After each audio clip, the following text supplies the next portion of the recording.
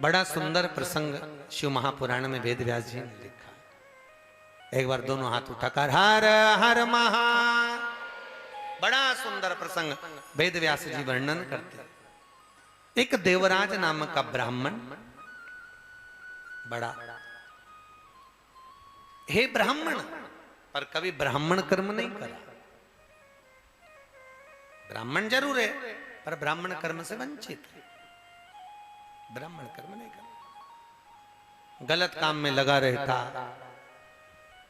एक बार शरीर में ताप पड़ा, कहां जाए विचार करा और विचार करके शंकर के मंदिर में चला गया। अब उसको नहीं मालूम था कि शंकर के मंदिर में तो कथा चल रही थी, वो भी शिव महापुराण की कथा, जैसे यहाँ नारायण के मंदिर में चल रही विष्णु लक्ष्मी, मारवाड़ी भवन में, मारवाड़ी सेवा संघ में।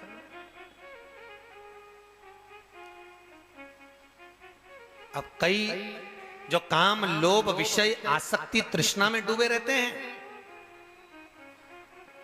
उनको तो कथा की आवाज जैसी कानों में पड़ती तो उनको लगता मता फिर से वापस शोरगुल चालू हो गया। 3 घंटे तक महाराज बड़बड़ करे फिर कथा हो। अब जिसको जैसा लगता वैसे उसको वैसे ही लगता होता है। एक बार एक महाराज जी प्रवचन कर रहे थे और आगे आगे एक व्यक्ति बैठकर खूब रो रहा था, तो महाराज जी ने कथा पूरी होने के बाद में उसको बुलाकर पूछा, भैया ये बता, हमने कथा में कहीं रोने की बात ही नहीं की, तो तू रो क्यों रहा? उसने कहा महाराज जी बस मेरे को रोना एक ही बात पे आ रही है। तो आ क्यों रही है ये तो बता। रोना इस बात पे आ रहा है, मेरे पास में एक भैंस थी, तो वो भी 3 घंटे से टर टर टर टर करती रही और आखिरी में मर गई। तू भी 3 घंटे से टर टर टर टर कर रही है। अब जिसके नी समझ पड़े तो भैंस और महाराज एक बराबर,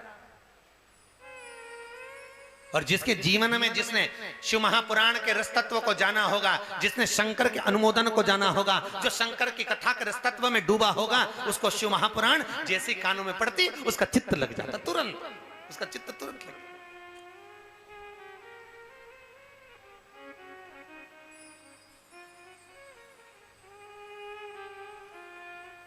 ऋषिकेश में गीताश्रम में और गोरखपुर में गीता वाटिका में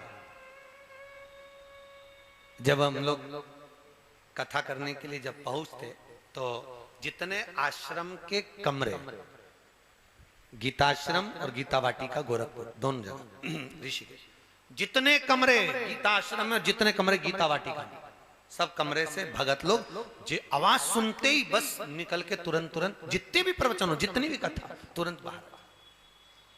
क्यों? क्योंकि उसका एक ही लक्ष्य है कि हमको यहाँ यदि हम आए हैं तो किसी भी रूप में हमको पुराण मिल जाए, किसी भी रूप में हमको कथा मिल जाए, किसी भी रूप में।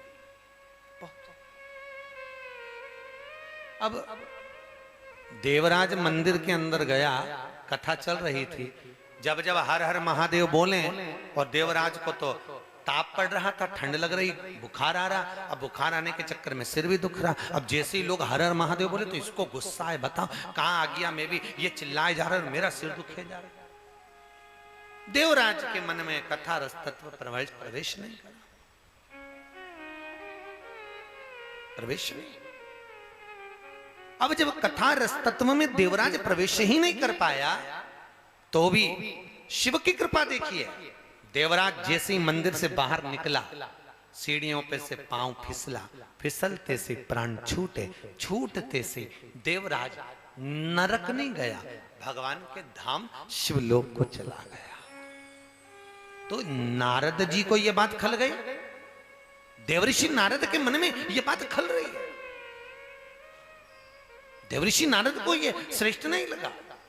देवऋषि नारद को लगा इसने तो एक बार भगवान का भजन नहीं करा, एक बार मुंह से शंकर का नाम नहीं लिया, एक बार नारायण का नाम नहीं लिया, एक बार राम का नाम नहीं लिया, एक बार कृष्ण का नाम नहीं लिया, तो ये तर कैसे गया? ये इसको परम धाम भगवान शिव का धाम कैसे मिल गया? ये पहुंच कैसे गया? देवऋषि नारद ने हड़ताल कर दी और देवऋषि नारद सीधे स्ट्राइक कर पहुंच गए भगवान के पास में। नारायण से पूछा, प्रभु ये बताओ, इसने ना राम का, ना कृष्ण कहा, ना शिव कहा, ना भजन करा, ना कीर्तन करा, ना कभी किसी तीर्थ में स्नान करा, चोर था, चोरी करता रहा, बस ये है कि ब्राह्मण के घर में जन्म लिया था, तो फिर इतने में इसको बैकुंठ मिल गया, इतने में इसको परम धाम मिल गया। भगवान बोले कारण ये नहीं है, कारण केवल इतना सा है कि ये मरने से पहले शिव महापुराण की कथा में इसने पांव रख दिया था। क्या कर रहा है? मरने से पहले मात्र शिव पुराण की कथा में पहुंच। एक बात अपनी जिंदगी में याद रखना, तुम कोई निकल के भी जा रहा है, यहां से निकल के जा रहा है, मात्र 1 मिनट के लिए, 1 सेकंड के लिए भी अगर कोई शंकर की कथा के पंडाल में जाकर बैठ गया, शिव की कथा में पहुंच गया, उतने में ही तर गया। फिर वो सीधी सीधी बात समझो ना, अपन और सरल भाषा में समझो। दूध फ्रिज में रख दो खराब नहीं होता, होता है क्या? फल फ्रिज में रख दो सड़ते नहीं, सब्जी फ्रिज में रख दो सड़ती क्या? नहीं सड़ती। 2 दिन की भी बगार के वापिस खा जाओ, सड़ेगी? अरे बोलो तो नहीं। तो अपन सरल भाषा में समझो तो ये क्या है? अरे बोलो तो जम के फ्रिज। और जो फ्रिज के अंदर आ गया फिर वो संसार में सड़ता, न काम, न लोभ, न विषय, न वासना, न आसक्ति, न तृष्णा, सड़ेगा।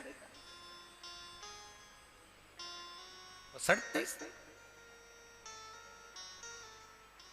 एक बार भगवान की कथा में जिसने पांव रख दिया, कोई भूल से भी अगर शिव महापुराण की कथा के पंडाल में 1 मिनट भी जाकर बैठ जाता है तो शास्त्र कहता है वो देवलोक जाने का अधिपत्य उसके भाग्य में लिखा जाता है।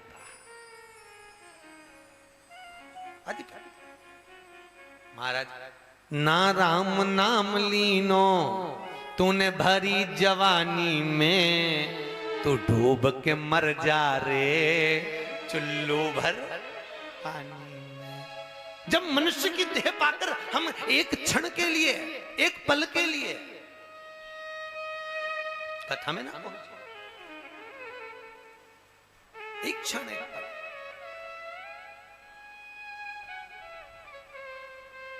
हम कहीं निकल कर जा रहे हो, कहीं शिव पुराण की कथा हो रही हो तो एक पांव रख दो पुराण के पंडाल में। 5 मिनट भी अगर बैठ गए तो आपका जीवन सार्थक है। सब 5 मिनट बहुत, उतना। देवराज तर गया, भगवान शिव के धाम चले गया। नारद जी ने पूछा, शिव महापुराण इतनी रसवान है? हाँ। इतनी तात्विक सुख देने वाली? हाँ। हमें सुनना है, मिल सकती है ना? मृत्यु लोक में जाइएगा, कहीं भ्रमण करते हुए पहुंचिएगा, कहीं मां गंगा की और विश्वनाथ की कहीं कृपा हो गई, शंकर की कहीं करुणा हो गई तो पोथी मिल गई, पुराण मिल गई। और शंकर जब कृपा करता है फिर वही बात है, अकाल मृत्यु वो मरे जो काम करे चंडाल का, काल उसका क्या बिगाड़े जो भक्त हो महा काल का।